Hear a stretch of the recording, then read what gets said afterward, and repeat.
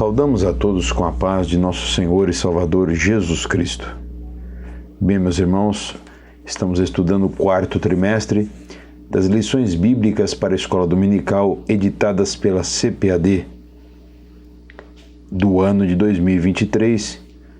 O tema trimestral é Até os Confins da Terra, pregando o Evangelho a todos os povos até a volta de Cristo. Esta semana, a lição de número 9, que será lecionada em 26 de novembro de 2023, traz como tema semanal a Igreja e o sustento missionário. E o devocional dessa quinta-feira traz uma série de textos: Gálatas 6:6, Romanos 15:25 a 28, 1 Timóteo 5:18 e 1 Coríntios 9 a 14. Eu lerei apenas Gálatas 6:6. Assim está escrito na palavra do Senhor: E o que é instruído na palavra, reparta de todos os seus bens com aquele que o instrui. Veja, meus irmãos, o título deste devocional é Compreendendo de maneira plena a importância do sustento missionário. E rapidamente eu gostaria de relembrar os irmãos da importância deste sustento para a nossa igreja aqui no Brasil. O maior exemplo da importância do sustento missionário são as igrejas protestantes brasileiras.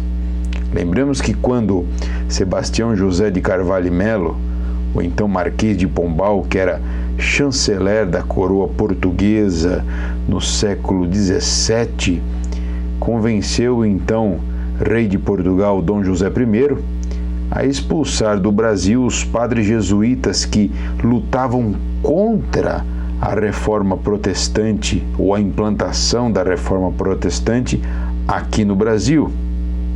Isto, na verdade, foi a providência divina abrindo as portas para as igrejas adentrarem em nossa nação. Todas elas dependeram do investimento missionário de suas igrejas locais.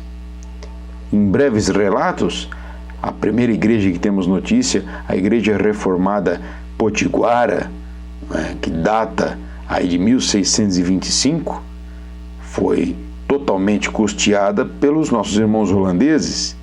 Também temos a Igreja Luterana, que chegou aqui em solo pátrio em 1824, e lá em São Leopoldo, no sul do país, no Rio Grande do Sul, que foi totalmente investimento alemão, não é?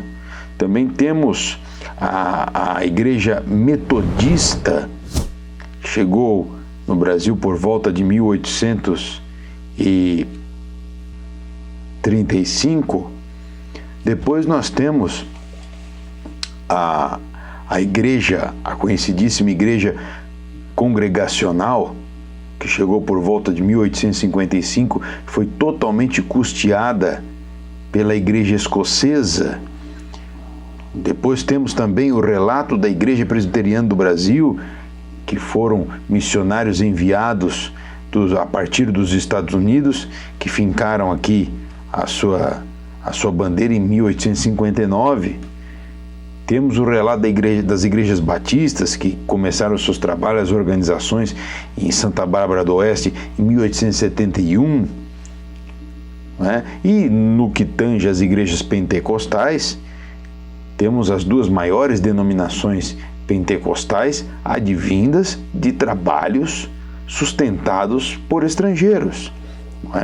A Congregação Cristã no Brasil, custeada inicialmente pelos italianos que imigraram aqui para o nosso país, foi fundada em 1910, e a nossa amada, querida Assembleia de Deus, fundada no dia 18 de junho de 1911 pelos missionários suecos Daniel Berg e Gunnar Wingren.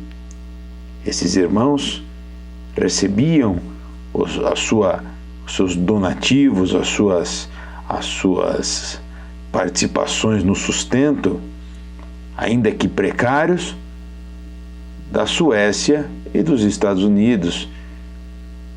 Irmãos que ajudavam esporadicamente, mas havia uma ligação à igreja sueca, que então era presidida pelo ilustre pastor Levi Petrus. Isto é a indelével prova de que quando há plena conscientização da importância do sustento missionário, o evangelho se expande.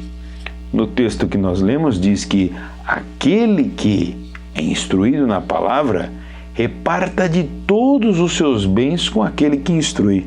Repartir é dividir em duas partes, não é? Então, aqueles que são contrários à entrega do dízimo, pense nisto. O apóstolo Paulo aqui recomenda a divisão igualitária, metade dos bens entregues como investimento missionário. Que alvo a ser perseguido, não é, meus irmãos?